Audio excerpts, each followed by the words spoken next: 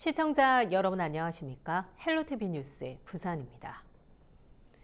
부산시가 최근 보행 권리 장전을 발표하고 함께 걷는 부산을 선포했습니다. 일반인뿐만 아니라 보행 약자 이동권 확보를 위한 대책도 마련됐죠. 특히 휠체어를 이용하는 장애인들에게는 희소식이 아닐 수 없습니다. 아무리 목소리를 내도 고쳐지지 않던 문제를 해결할 기회가 찾아온 겁니다. 과연 이번에는 체감할 만한 변화가 찾아올 수 있을까요? 안수민 기자의 보도입니다. 지난 2월 전동 휠체어를 탄 60대 여성이 도로에서 택시에 치여 목숨을 잃는 사고가 발생한 영도구. 당시 전동 휠체어가 도로로 내몰릴 수밖에 없었던 환경이 문제로 지적됐습니다. 예견된 사고였습니다. 이쪽으로 내려오고 이쪽에서 내려오는 게 이렇게 카볼 뜯으면 잘 안 보일 때가 있어요. 그리고 인도로 가려면 너무 이게 가로수하고 좁아갖고 지날 수가 없어요. 그러니까 차도로 다녀야 되는데 거기가 그렇게 돼 있어갖고 아주 위험해요. 휠체어를 탄 장애인과 함께 영도구 일원의 거리를 돌아봤습니다. 전신주까지 들어선 좁은 인도. 휠체어가 겨우 틈 사이를 빠져나갑니다. 전동 휠체어를 마주한 사람들이 차로로 비껴가기도 합니다. 휠체어를 탄 사람과 보행자, 둘 중 하나는 위험한 도로로 내몰릴 수밖에 없습니다. 그나마 인도라도 있으면 다행입니다. 어쩔 수 없이 위험을 무릅쓰고 여기로 좀 가갖고 또 올라오는 수밖에 없어요. 앞으로 오는 차를 피해서 가려면 너무 많이 위험해요. 기울어지고 울퉁불퉁한 인도에서 미끄러지고 휠체어를 통제하기 어려운 상황에서 인도가 끊기자 옆에서 나오던 차와 맞닥뜨리는 아찔한 상황도 심심찮게 발생합니다. 여기 부딪히려고요. 너무 이쁜 아기도 오고요. 아무튼 많이 좀 위험해요. 차에 치일 수 있어요. 사망사고가 발생했던 거리는 사고 이후 개선 작업이 시작됐습니다. 울퉁불퉁한 보도 정비 공사가 이루어졌고 교통 흐름을 바꾸기 위한 논의도 진행되고 있습니다. 경찰이랑 또 협의를 해서 그 일대에 그 상거리 지역에 5원식 교차로를 설치를 해서 차량 주행 속도를 좀 늦출 수 있는 횡단보도도 지금 2개소밖에 설치가 안 되어 있기 때문에 1개소를 더 추가로 설치를 해서. 하지만 다른 거리들은 여전히 장애인들을 위협합니다. 특히 영도는 부산의 다른 지역보다도 상황이 심각합니다. 섬이라는 지역 특성상 경사가 가파르고 피란 시절부터 도시구조가 형성되면서 도로와 인도 상황도 열악합니다. 모니터링을 2017년도 하고 올해 또 상반기에 했는데 그런 걸 감안했을 때라도 이 도로 환경이 그냥 보행자 중심이 아닌 그냥 차량 중심으로 좀 설계가 됩니다.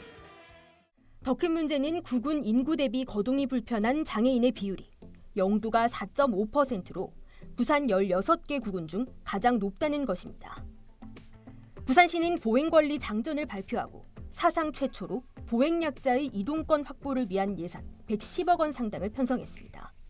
영도구를 비롯한 북구, 사하구에서 부산형 무장애 보행존 표준 모델이 개발됩니다.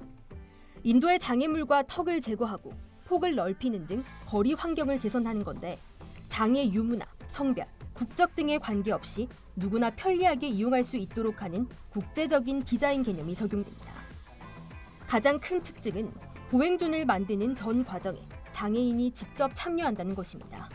실시 설계 단계부터 현장 조사, 시공, 검사에 이르는 모든 단계에 장애인을 직접 참여시키고 장애인의 관점에서 보행 환경 개선에 대한 문제점을 파악하고 보완해서 실질적인 보행권 확보에 도움이 있을 것으로 기대하고 있습니다.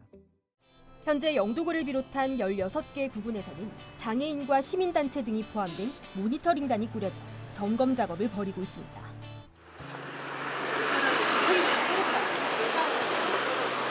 뭐 부분 말씀하시는 거예요?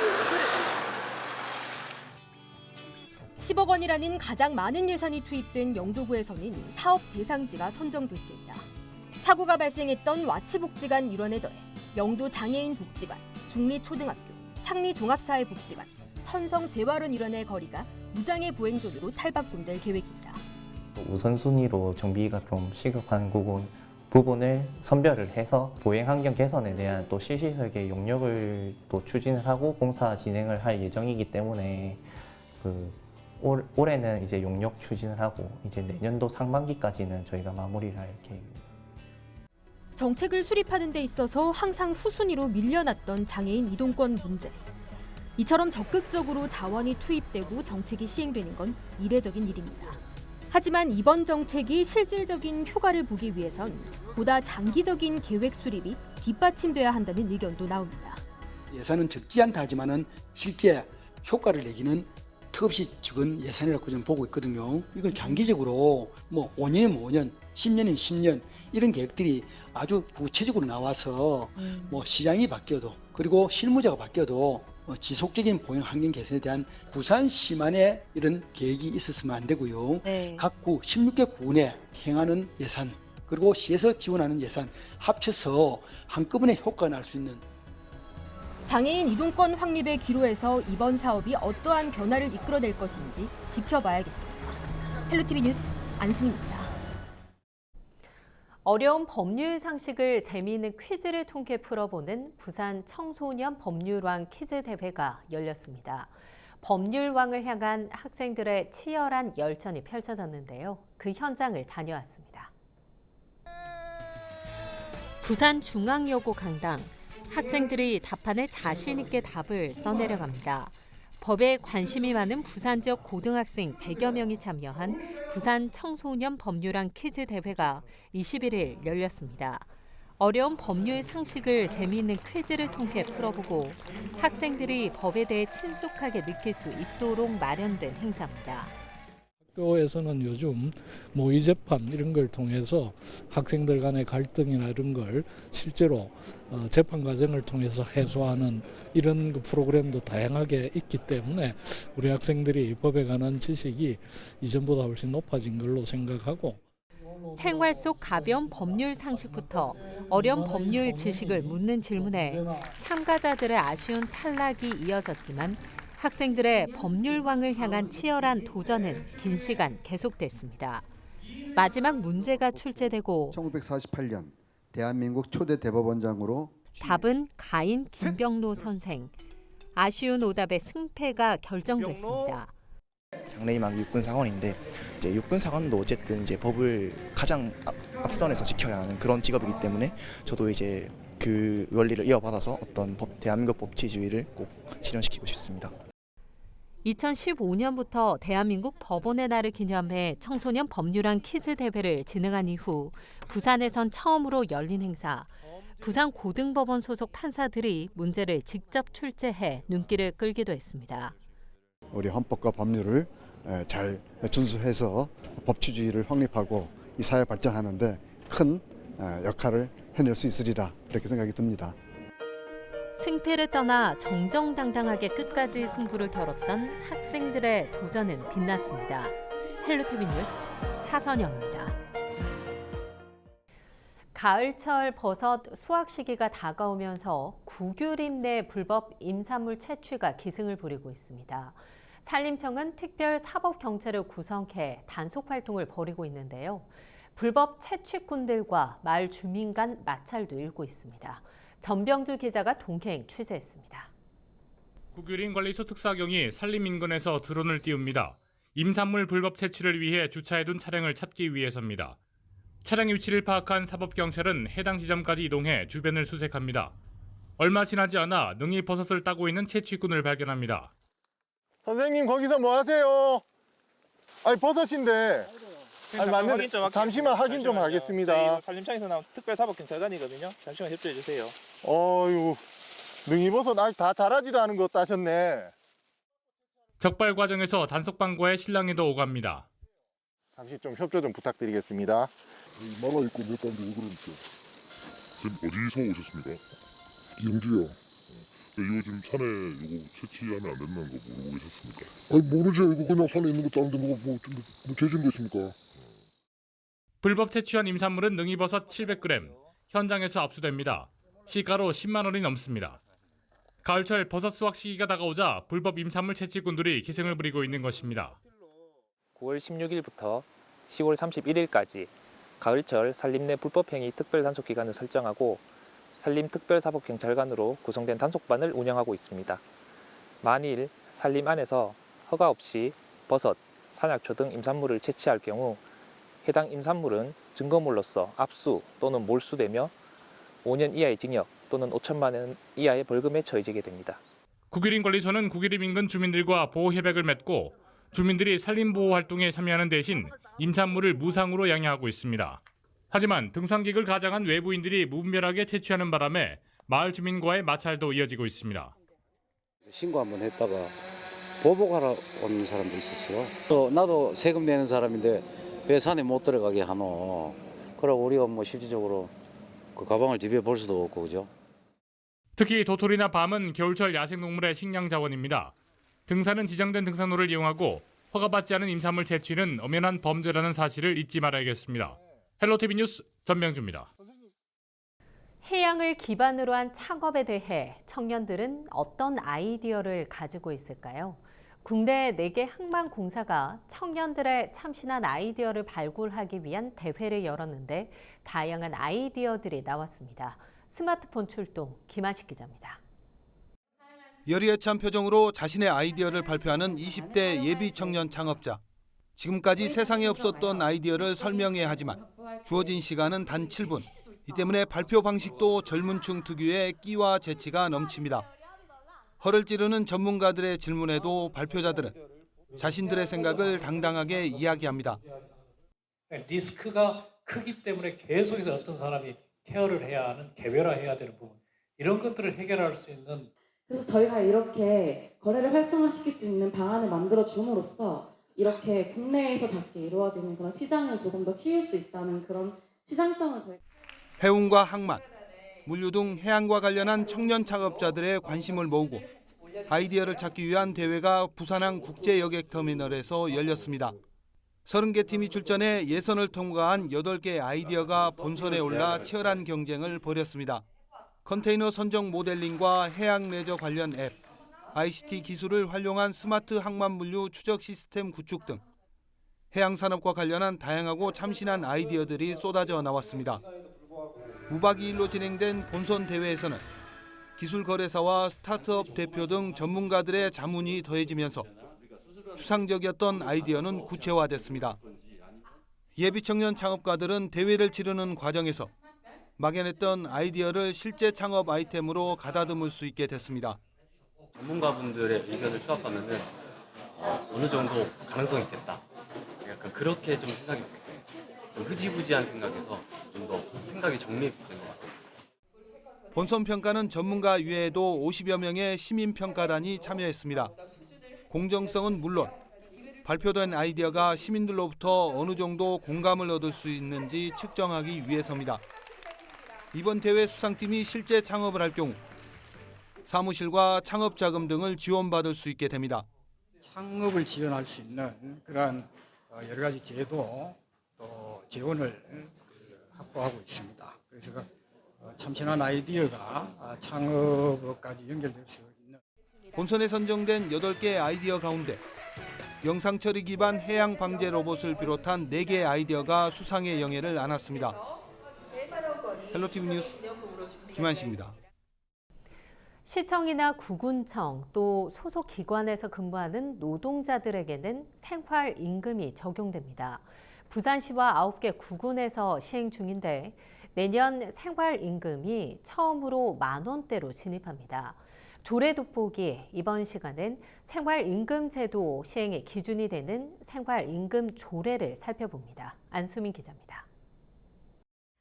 생활임금은 노동자가 여유로운 생활을 할 수 있도록 최저임금보다 높은 임금을 지급하는 제도입니다. 지난 2013년 경기도와 서울 등에서 처음 도입된 뒤 전국의 광역, 기초자치단체로 확대됐습니다. 부산에서도 지난 2017년 중구에서 처음 이 제도가 도입됐습니다. 실질적으로 도시에서 가족들이 이제 생활을 영위하려면 어느 정도 이제 임금이 필요할까? 이제 그런 생각을 해서 이제 생활임금 조례를 이제 제정하게 되었습니다. 같은 해 중구와 부산시를 비롯해 기장군, 동래구, 사상구, 지난해 남구와 해운대구, 부산 진구, 올해 수영구와 서구까지 조례가 만들어지면서 현재는 부산 10개 시군구로 생활임금 제도가 확대됐습니다. 이들 지역에선 내년도 생활임금이 속속 결정되고 있는데 부산시와 중구의 생활임금은 최초로 10,000원대를 넘겼습니다. 부산시의 생활임금은 지난해보다 2.9% 오른 1186원으로 확정됐는데 내년 최저임금인 시급 8,590원보다 1,500원가량 많습니다. 중구도 내년 최저임금보다 1,444원 많은 시급 1034원으로 생활임금이 최종 확정됐습니다. 부산 진구도 시급 9,769원으로 생활임금이 확정돼 150여 명의 구소속 근로자들이 내년 처음으로 생활임금을 적용받을 예정입니다. 그렇다면 이 같은 생활임금은 어떻게 결정될까? 생활임금 조례가 제정된 각 자치단체에는 공무원과 의원, 전문가 등 5명에서 11명 이내로 구성된 생활임금위원회가 꾸려집니다. 위원회는 물가 상승률이나 최저임금법에 따라 고시되는 최저임금, 근로자 평균 가계지출 수준 등을 기준으로 생활임금 수준을 심의해 결정하게 됩니다. 하지만 생활임금 적용 대상은 여전히 한정적입니다. 각 지자체별로 조금씩 차이는 있지만 대다수가 지자체 소속 출자 출연기관 근로자나 지자체에 위탁받은 기관 및 업체 소속 근로자 등입니다. 최저임금을 이제 보완하는 게 이제 생활임금인데요. 궁극적으로는 생활임금 조례가 확산되는 것도 중요하지만 최종 목표는 생활임금 조례가 없어지는 게 이제 가장 중요하다고 봅니다. 동일 노동을 하면서 동일 임금을 받아가는 이제 그게 이제 궁극적인 목표인데요. 당장에 이제 실현되기는 어렵겠지만 어떤 공공 부분에 일하는 노동자들도 똑같이 일을 하게 되면 똑같은 임금을 받고 그렇게 이제 생활을 할 수 있도록 하는 게 맞지 않냐 생각합니다.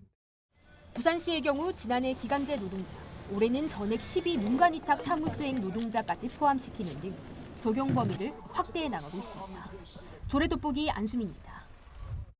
김해 낙동강 레일파크는 사용이 중단된 철도시설을 관광시설로 바꿔 성공을 거둔 사례로 꼽히고 있습니다.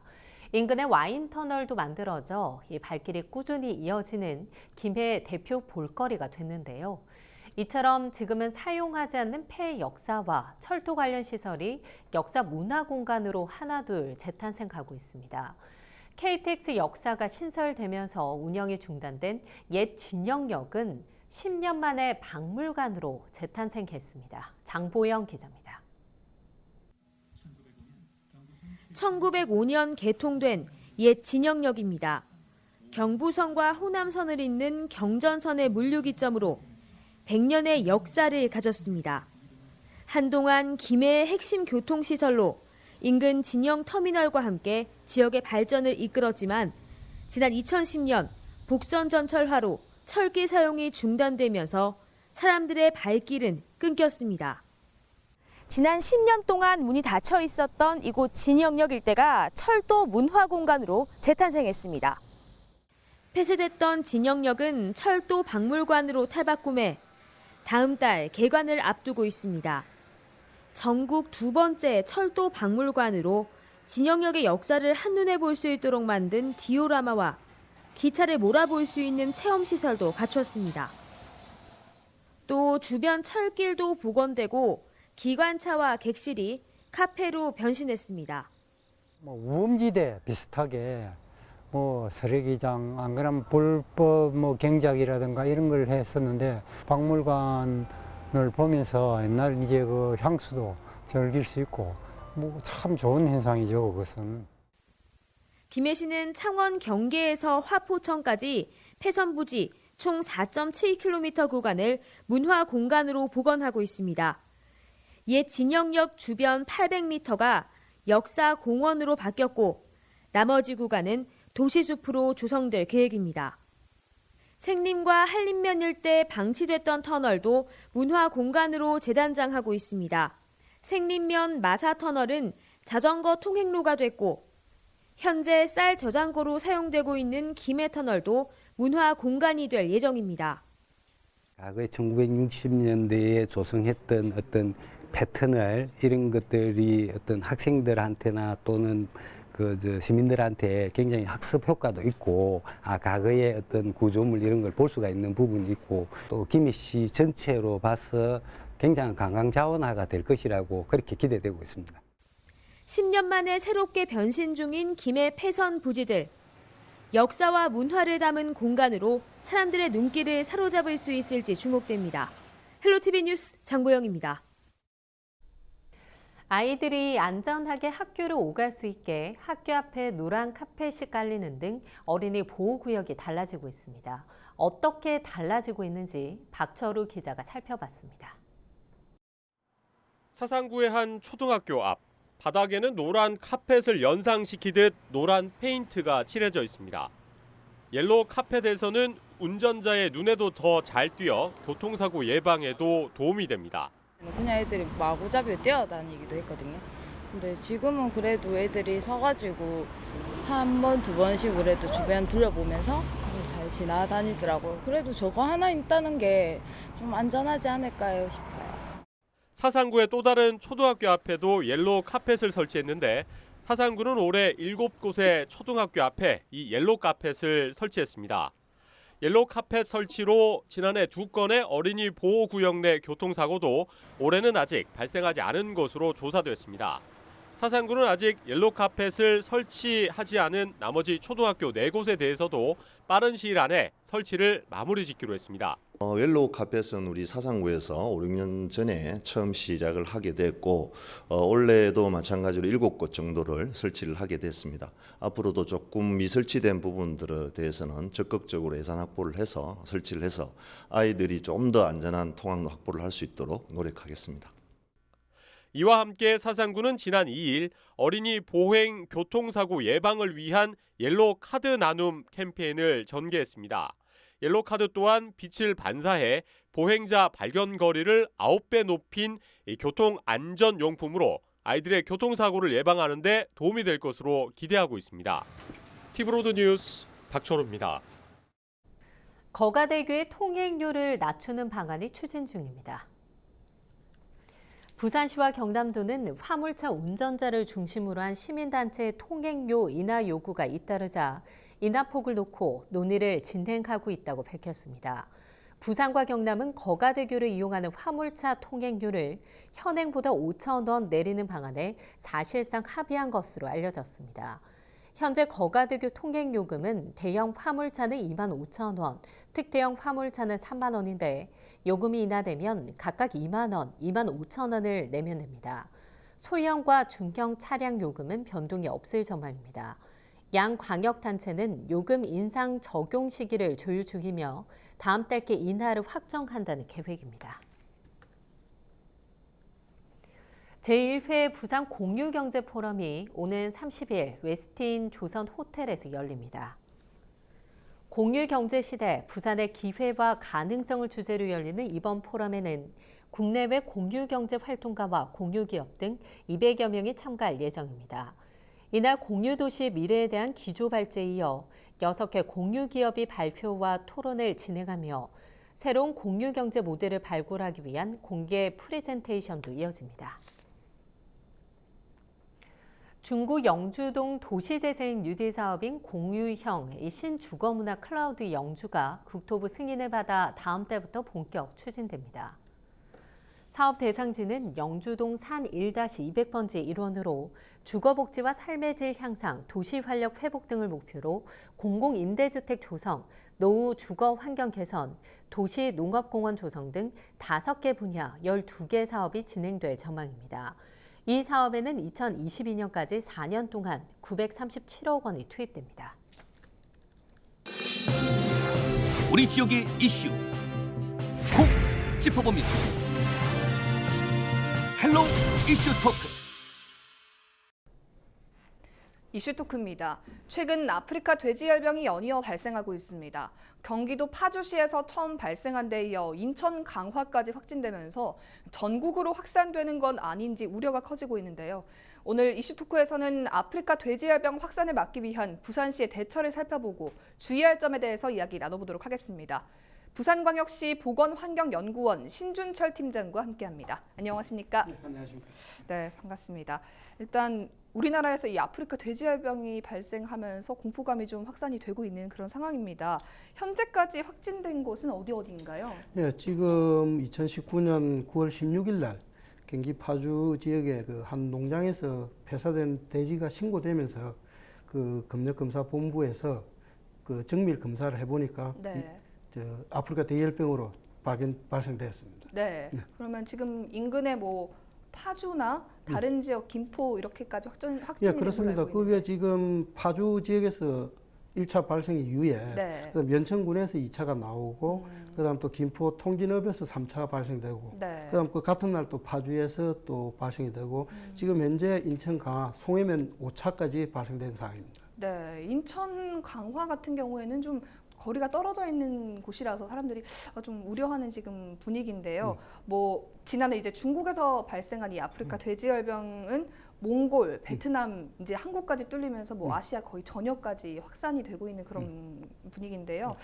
어떻게 우리나라까지 오게 된 건지 좀 감염 경로가 밝혀졌습니까? 예, 지금 역학 조사를 중입니다만은 네. 그 아프리카 돼지열병 자체가 사실은 아프리카 지역 야생 멧돼지로부터 시작돼 가지고 네. 그 아프리카 지역 29개 나라, 그다음에 러시아라든지 라트비아, 유럽 15개 나라.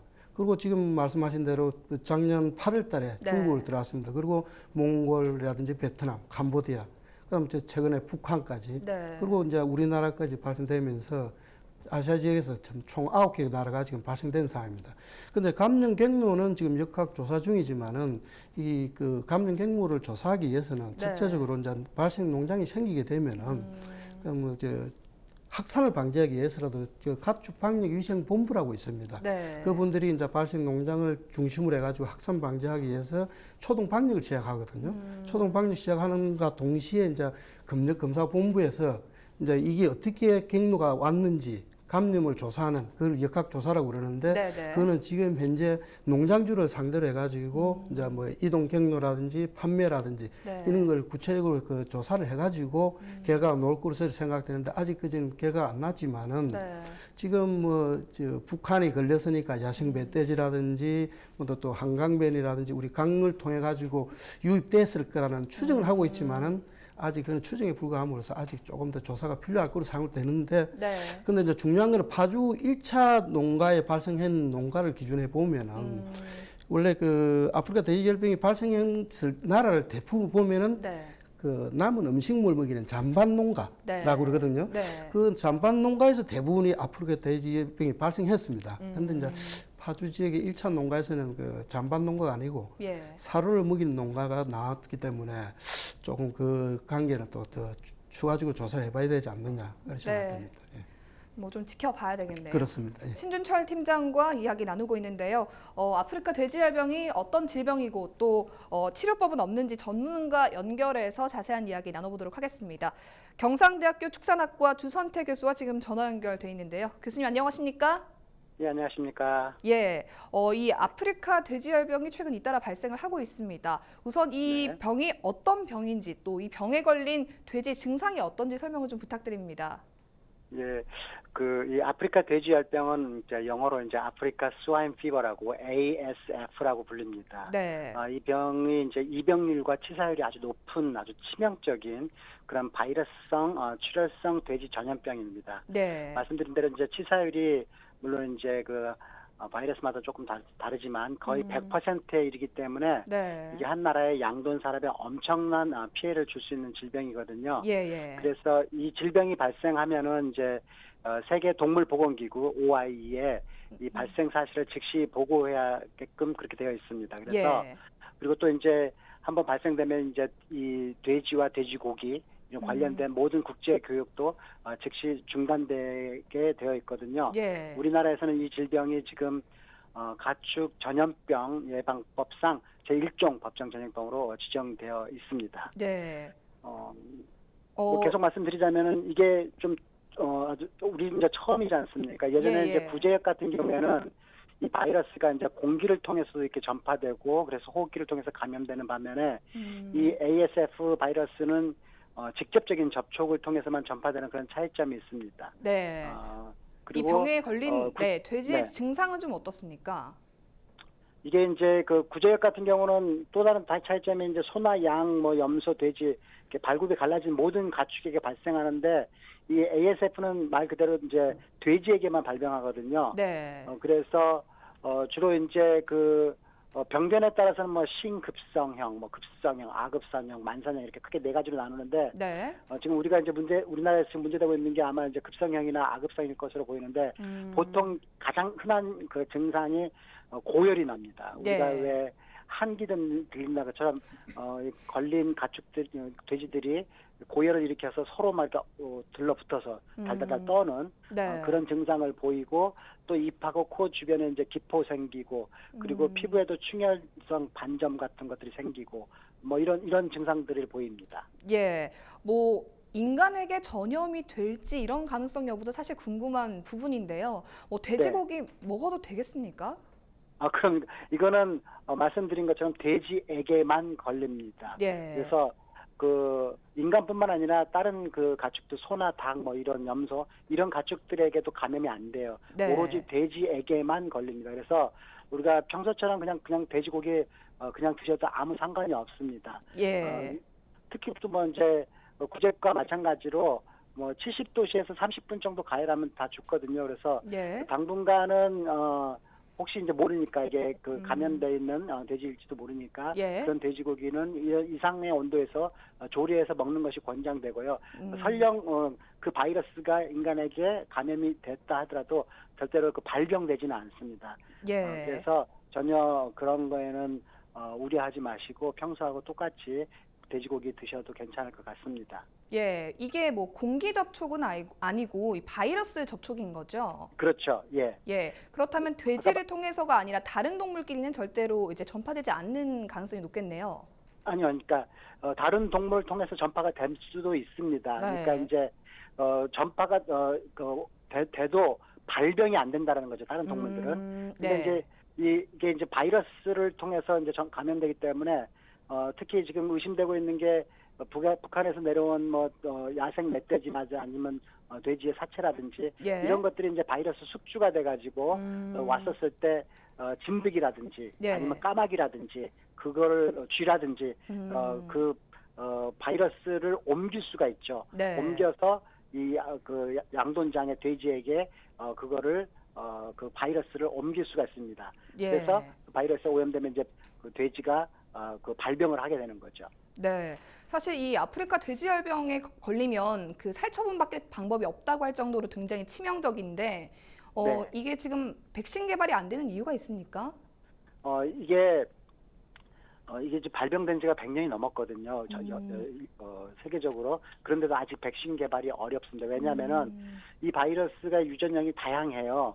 그래서 총 지금 알려진 게 23종인가 이렇게 의 바이러스가 200 정도 넘는 단백질을 만들어내거든요. 네. 그래서 그만큼 이제 그 분석해내야 될 단백질이 많다라는 거죠. 네. 그래서 계속 좀 구제역하고 비교되는데 구제역 바이러스 같은 경우는 한 10종밖에 안 되거든요. 그러니까 220배가 넘는 종류의 그 분석해야 될 단백질 함량이 많습니다. 그리고 또 하나는 결정적으로 이 ASF 바이러스가 우리가 이제 그 백신으로 만들었을 때 이게 체내에 들어와서 어떻게 이제 그 체내를 망가뜨리냐면 면역 억제 메커니즘을 완전히 망가뜨려 버리거든요. 네. 그래서 백신을 맞고도 이게 그 중화항체가 생성되지 않기 때문에 이게 그래서 백신 개발이 점점 어려워지는 겁니다. 네, 잘 알겠습니다. 교수님 오늘 전화 연결 감사드립니다. 예, 감사합니다. 예, 지금까지 경상대학교 축산학과 주선태 교수와 전화 연결해서 이야기 좀 들어봤습니다. 이 아프리카 돼지열병이 치살 100%에 이르는 만큼 이제 확산을 막기 위해서 방역의 안간힘을 쓰게 있는데요. 그렇다면 이미 이 아프리카 돼지열병이 발생한 농가에 대해서는 뭐 어떤 식으로 조치가 이루어지고 있습니까? 아프리카 돼지열병도 마찬가지로 2018년도 8월 달부터 발생 시를 대비하고 메뉴를 정해놨습니다. 예. 그 메뉴를 정했다시피 이제 그 메뉴를 상에 보면은 초동 방역을 어떻게 해야 된다, 역학 조사를 어떻게 해야 된다, 그럼 농가의 대체 방법, 그리고 이제 우리가 방역대라 하는데 이제 예방을 어떻게 할 거냐, 그런 방법을 여러 가지를 정해놨습니다. 그래서 네. 이제 아까 처음에도 제가 서두에 말씀드리지만 초동 방역은 가축위생방역 본부에서 이제 농가에 직접 가가지고 이제 초동 방역을 하는 거로 말하고, 네. 그 검사 본부에서 나가가지고 역학 조사하는. 그렇고 이제 농가에 발생했을 때 농가의 대처 방법은 뭐냐면은 농가가 이제 처음 발생하게 되면은 방역대를 설치합니다. 네. 방역대라는 이야기는 더 확산 방지하기 위해서 하는 건데, 그다음 발생 농장으로부터 500m까지는 관리 지역. 네. 그다음 500m에서 3km까지가 보호지역, 그다음에 3km부터 10km까지가 예찰지역으로 이런 식으로 세 등분으로 해가지고 분리하고 방역대 설치합니다. 이 이유는 뭐냐면은 관리지역에서 있는 농가들은 의무적으로 살처분을 하게 되어 있습니다. 예. 발생 농장과 마찬가지로. 그다음에 보호지역에 있는 농가들은 그 농식품부하고 지방자치단체하고 협의를 해가지고 살처분을 할 거냐 안 할 거냐. 그냐면 그 확산을 방지하기 위한 차원에서 할 거냐 안 할 거냐 그런 협의를 해가지고 살처분을 하는 쪽으로 거의 다 가고. 예. 그다음에 이제 예찰 지역은 이제 이동 제한을 하면서 이 세 개 방역대 지역 모두 다 이동 제한을 합니다. 최소 30개월. 예. 그래서 한 달 이동 제한 해가지고 이제 차츰 이상이 없을 경우는 해제하는 쪽으로 그렇게 나가고 있는 겁니다. 네, 사실 뭐 정말 그렇게 되면 안 되겠지만 이 아프리카 돼지열병이 충청을 타고 만약에 전국으로 확산이 된다면 우리나라에 어떤 영향을 좀 미치게 될까요? 그는 지금 뭐 농식품부나 뭐 정부 우리 부산시도 마찬가지고 전국적으로 이제 확산하는 것을 방지하기 위해서 최선 노력합니다. 뭐 그 전국적으로 보면 이제 그 이동 제한을 한다든지 스탠드 스틸이라고 그럽니다. 이동 제한을 한다든지 이렇게 많은 방법을 강구하고 있고. 근데 이제 이 확산돼 갖고 이제 된다 그러면은 그 우리 양돈 농가에 어마어마한 피해가 가겠습니다. 그런데 이제 구제역을 예를 하나 들어보면요, 우리나라의 최고 구제역이 왕성하게 번진 때가 2010년, 2011년도입니다. 예. 그때 전국적으로 어떤 상황이냐면 145일 동안 153건이 서 있어요. 네. 그래 소, 돼지, 염소도 걸리니까 그래 염소는 한 농가 나왔지만 그래갖고 한 350여만 두를 살처분했어요. 예. 그때 경제적 피해가 2조 7천억이었거든요. 그런 어마어마한 수치죠. 그런데 지금 중국에도 언론 보도 보시다시피 4억 마리 중에 한 1억 3천만 마리가 살처분했다 그러거든요. 예. 그럼 한 25% 넘지 않습니까? 그렇죠. 우리나라가 지금 사육 농가가 어쩌면 한 6,200여 농가 됩니다.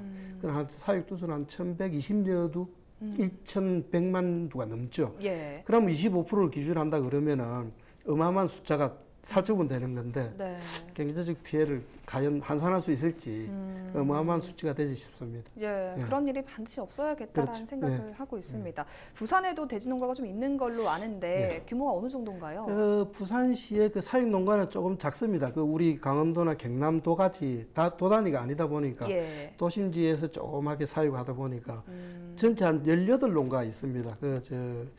강서구에 9농가 해가지고 한 2,500도 있고 기장군에 한 5농가 한 3,000여 두, 사하구에 한 3농가 해갖고 한 1,300여 두, 그다음 또 해운대 한 농가 해가지고 18농가에 한 7,000여 두 사육한다 보시면 될 것 같습니다. 네, 뭐 이 아프리카 돼지열병 예방을 위해서 부산시 차원에서는 어떻게 좀 대처를 하고 있습니까? 지금 다양하게 하고 있습니다. 우리 부산시뿐만 아니고 우리 보건환경연구원에서도 지금 심각 단계, 아프리카 돼지열병 심각 단계거든요. 전국적으로 다 같은 동일한 조건인데 그에 대처하고 대책 상황실을 지금 운영하고 있습니다. 설치해가지고. 그리고 지금 저희들이 그 소독 차량이 5대 있습니다. 우리 보건환경연구원하고 지자체하고 그리고 민간단체로 부산 축협의 공동방재단이라고 있습니다. 그 소독차 한 2대가 총 5대가 지금 양돈 농가를 매일 뭐 예찰하고 소독하고 다양하게 지금 활동을 하고 있고 그리고 지금 아주 그 중요한 거는 이제 아프리카 돼지열병이 지금 발생했습니다만 우리가 그 전에도 항원 검사를 저희들이 했습니다. 우리 뭐 18농가를 대상으로 해가지고 5월 달에 그 8농가, 6월 달에 7농가, 뭐 7월 달에 5농가 하고 그건 한 200여 두를 검사를 일단 샘플을 모니터링 차원에서 검사했는데 항원은 이상 없었습니다. 그런데 이제 9월 23일부터 또 이제 추가적으로 해가지고 검사하고 10월 초까지 추가적으로 전체 18농가에 대해서 검사를 해가지고 할 계획으로 있고요. 그렇게 하고 그다음 지금 또 중요한 거는 저희들이 거점 소독 시설을 지금 부산시에 4군데서 설치해 놨습니다. 그러니까 차량들이 양축농가 차량들이 수시로 왔다 갔다 하면서 소독할 수 있게끔 확산 방지해서 그런 4군데 설치하고 운영하고 있기 때문에 저희들이 민간군 합동을 해가지고 최선을 다해서 지금 예방하고 방어하고 있습니다. 네, 믿음이 가고 있습니다. 네, 고맙습니다. 무엇보다 이 돼지농가 협조가 좀 적극적으로 이루어져야 이 확산을 막는 데 좀 도움이 되지 않을까 싶은데요. 돼지 사육 농가에 특히 당부하거나 주의할 점이 있다면 어떤 게 있을까요? 네, 그렇습니다. 지금 아프리카 돼지열병이 첫 발생하고 나서부터 지금 자꾸 비교되는 게 구제액하고 조류 인플루엔자거든요.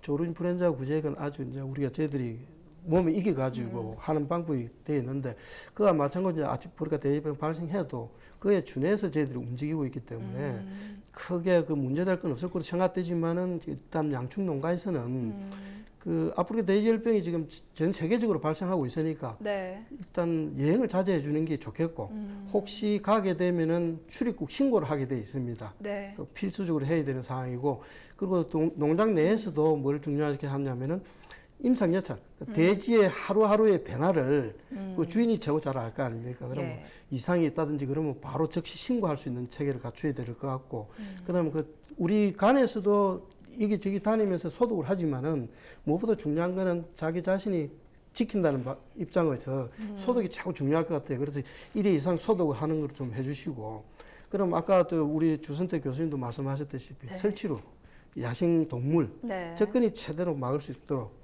그렇게 해주시면 고맙겠습니다. 그리고 이제 마지막으로 이건 좀 중요할 것 같아요. 왜냐하면 지금 이 위급한 시기에 네. 그 양축 농가들의 뭐 모임을 가진다든지 행사를 한다든지 이런 거는 뭐 간에서도 자제를 하지만은 네. 스스로 좀 자제가 필요하지 않느냐 생각됩니다. 네. 사실 이 가격에 대한 우려도 좀 나오고 있는 예. 그런 상황인데요. 뭐 이 아프리카 돼지열병 발생이 돼지고기 수급에도 좀 큰 영향을 미칠 거라고는 예상이 되는데 실제로도 좀 그럴까요? 실제로는 저희들이 그 뭐 방역 입장에서는 보면은 지금 뭐 구체적으로 알지는 못하지만 언론을 통해 보면은 오늘 아침 같은 경우도 보니까 이제 12개 도매시장 그 입찰 경매를 하니까 네. 거기서 10개 지역에서 뭐 상승을 했다고 그러더라고요. 그러면은 아무래도 수요 공급이 조금 안 맞을 수 있으니까 예. 가격 상승은 안 있겠나. 근데 이제 예를 들어서 아까도 말씀드렸다시피 이제 충북이라든지 전국적으로 확산되는 시점이 된다 그러면은 좀 심각하게 되지 않겠나. 그리고 저희들이 생각하기로는 저 농림축산식품부에서 비축분도 있으니까 예. 그렇게 뭐 그 조절하지 싶습니다. 정부 차원에서 해야 되는 상황이니까 예. 그렇게 생각하고 있습니다. 예. 네, 뭐 피해를 최소화하기 위해서는 우리 국민들도 시민들도 당연히 협조를 해주셔야 될 것 같은데요.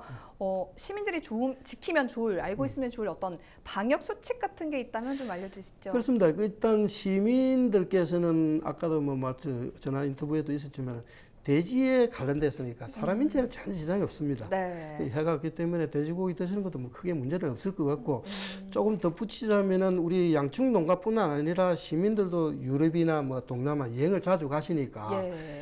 그 발생국의 그 가급적이면 뭐 일반 시민들이 안 갈 수는 없으니까 가시면은 그게 있습니다. 그 돼지고기라든지 돼지고기에 유래된 햄이나 소세지 예. 그게 많이 이제 판매되고 또 일부 나라에서는 좀 유명하다고 그러니까 그걸 사가지고 오시는 경우 많거든요.